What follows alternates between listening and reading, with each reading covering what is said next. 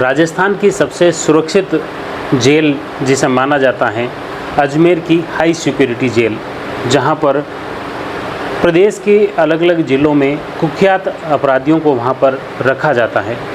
इस जेल को high security मिली हुई है और उसी जेल में एक ऐसे कुख्यात आरोपी की निर्मम तरीके से हत्या हो जाती है और इसके साथ ही न सिर्फ जेल प्रशासन के सुरक्षा प्रबंध की पोल खुल जाती हैं, बल्कि सुरक्षा व्यवस्था को लेकर जो तैनातगी हैं पुलिस की, वहाँ के सुरक्षा गार्डों की, उन सब पर एक गंभीर सवाल खड़े होते हैं। साथ ही जेल प्रशासन और सरकार की कार्यशैली पर भी सवाल खड़े होते हैं कि इस प्रदेश की ऐसी हाई सिक्योरिटी जेल में भी क्या कैदी सुरक्षित नहीं है। ये गंभीर सवाल खड़े होते हैं और दरअसल हम बात कर रहे हैं कुख्यात अपराधी जो विभिन्न प्रकरणों में दर्ज था, जो खास तौर से 3 राज्यों राजस्थान, मध्य प्रदेश और उत्तर प्रदेश के चंबल के जंगलों में कुख्यात रहा जगन गुजर, जिसकी खौफ से न सिर्फ चंबल का एरिया बल्कि आसपास के तमाम क्षेत्र में लोगों में डर व दहशत व्याप्त थी। पुलिस के लिए भी एकाएक उसके सामने जाने की हिम्मत नहीं होती थी। हालांकि वह अलग अलग बार जेल में ज़रूर पहुंचा, लेकिन वो 3 बार अलग अलग तरह से उसने सरेंडर किया और उसके बाद पुलिस ने गिरफ्तार कर उन्हें जेल में रखा है। खास बात है कि जगन गुजर की जिस हत्या हुई है वह भी उसी जेल में बंद एक अन्य कैदी ने ही गमछे से गला दबा कर हत्या की है। उसी बैरक में वह कैद था और वो जो आरोपी हैं जिसने मर्डर किया है वो उसका नाम विष्णु जाट बताया जा रहा है। वह भी उसी जेल में उसी बैरक में था और उसने गमछे से गला दबाकर उसकी हत्या कर दी थी। जगन गुजर जो दशकों तक 3 राज्यों में अपना खौफ कायम कर रखा था, आज की वीडियो में हम उसके पूरी जीवन की चर्चा करेंगे कि किस तरह से वह अपराध की दुनिया में आया और किस तरह अब वह इस दुनिया को अलविदा कह गया है। जेल में जो पूरा घटनाक्रम हुआ है, ख़ास तौर से 29 जून की ये घटना है। अजमेर की हाई सिक्योरिटी जेल में बंद था जगन गुजर और वहाँ पर उसके पास में ही उसी बैरक में बंद विष्णु जाट ने उसकी हत्या कर दी। पुलिस का कहना है कि हत्या गमछे से गला दबाकर की गई है। हालांकि अब तक पुलिस ने यह स्पष्ट नहीं किया कि हत्या के पीछे असली वजह क्या थी और दोनों के बीच किस तरह विवाद हुआ था। मामले की पुलिस जांच के साथ नई जांच भी चल रही है। हत्या के बाद जगन गुजर का शव अजमेर जिला अस्पताल की मोर्चरी में रखा गया। बाद में परिजन और समर्थक कई घंटों तक वहां धरने पर बैठे और उन्होंने अलग अलग मांगे प्रशासन के समक्ष, पुलिस के समक्ष रखी, जिनमें प्रमुख मांगे थी सीबीआई से जांच करवाना, परिवार की सुरक्षा और जेल प्रशासन की भूमिका की निष्पक्ष जांच हो। बाद में प्रशासन और परिजनों के बीच सहमति भी बन गई। परिजनों ने बताया कि परिवार को सुरक्षा दी जाए, जगन के बेटे आसाराम को सुरक्षा उपलब्ध करवाने और कुछ अन्य मांगों पर सहमति बन गई। इसके बाद शव का अंतिम संस्कार उनके पैतृक गांव में कर दिया गया। धौलपुर जिले के बाड़ी क्षेत्र के भभूतिपुरा गांव में जन्मा जगन गुजर एक साधारण किसान परिवार का बेटा था, लेकिन समय के साथ उनका नाम चंबल के सबसे चर्चित डकैतों में गिना जाने लगा। राजस्थान, मध्य प्रदेश और उत्तर प्रदेश के इन तीनों ही राज्यों में फैले चंबल के भीड़ों में वर्षों तक उनका दबदबा बना रहा। स्थानीय लोगों और कई पुलिस अधिकारियों का मानना था कि वह चंबल के आखिर बड़े डकैतों में से एक था।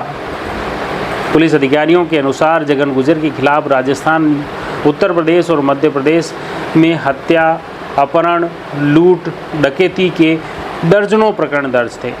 इसके तहत प्रथम दृष्टया उनके खिलाफ गंभीर मामलों सहित करीब 128 मुकदमे दर्ज थे। करीब 70 मामलों से वह बरी भी हो गए थे।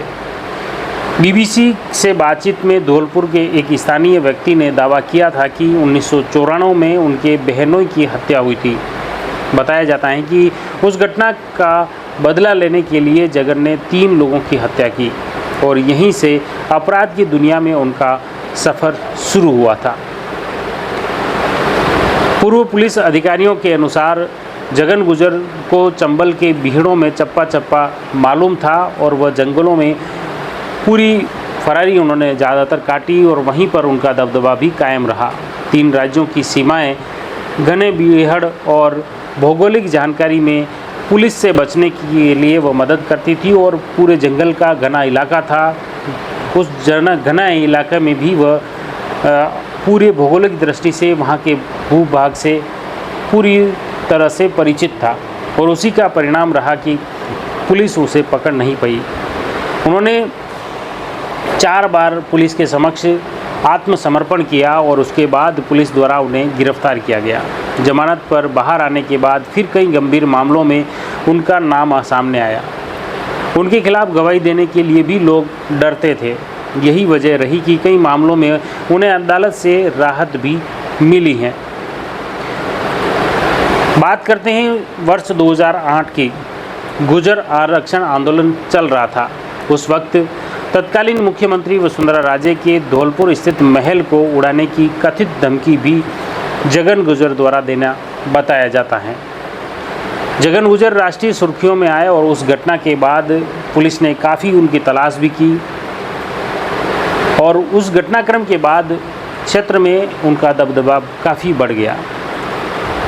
फिर वर्ष 2019 में बाड़ी कस्बे में फायरिंग, बाजार बंद कराने और 2 महिलाओं को निर्वस्त्र कर घुमाने के आरोप में जैसे मामलों में भी वह उन्हें फिर चर्चा में ला दिया और इस घटनाक्रम के बाद वह फिर से पूरे राष्ट्रीय स्तर पर जगन गुजर सोशल मीडिया पर भी चर्चा में आ गया।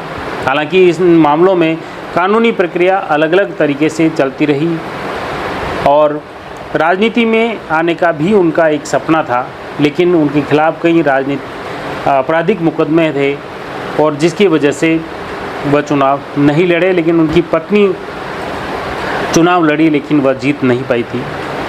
वह खुद राजनीति में आना चाहता था, उसने प्रयास भी किए थे, लेकिन आपराधिक मुकदमों के चलते उनका ये सपना पूरा नहीं हो सका।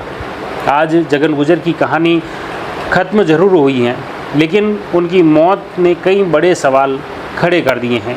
जेल प्रशासन और सरकार तक बड़े सवाल उठाए हैं कि आखिर जो अजमेर की हाई सिक्योरिटी जेल हैं उसमें भी कैदी सुरक्षित नहीं है।